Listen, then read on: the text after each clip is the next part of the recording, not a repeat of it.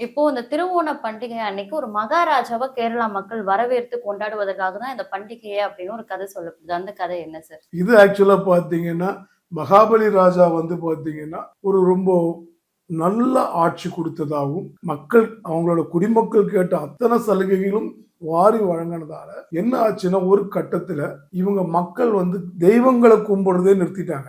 ஏன்னா எல்லாமே மகாராஜா குடுத்தாரு. அப்போ மேல தேவலோகத்துல இருக்கிற தேவர்கள் எல்லாம் என்ன சொன்னாங்கன்னா, இந்த கண்டிஷன்ல போனா நம்மள எல்லாம் மறந்துருவாங்க. இதுக்கு காரணம் மகாபலி ராஜா தான் அப்படிங்கிறத தேவர்கள் எல்லாம் போயிட்டு விஷ்ணு கிட்ட முறையிடும்போ, விஷ்ணு என்ன பண்றாருன்னு கேட்டீங்கன்னா, வாமன அவதாரம் எடுத்து இவர் மகாபலி ராஜா கிட்ட வரார்.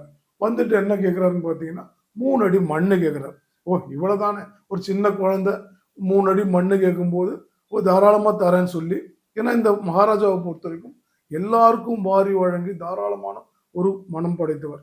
அப்போ முதல் அடிய வந்து உலகத்தை அளந்ததும், 2வது அடி வந்து வானத்தை அளந்ததும், 3வது அடி அளக்க இடம் இல்லைன்னதும் தன்னுடைய சிரசை கொடுத்ததால அவருக்கு மோட்சமும் கொடுக்கிறார். யாரு? மகாவிஷ்ணு.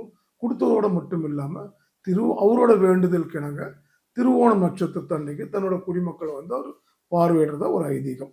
அதனால அவரை வரவேற்கிறதுக்காக இந்த 10 நாளும் திருவிழா கோலமாகும்.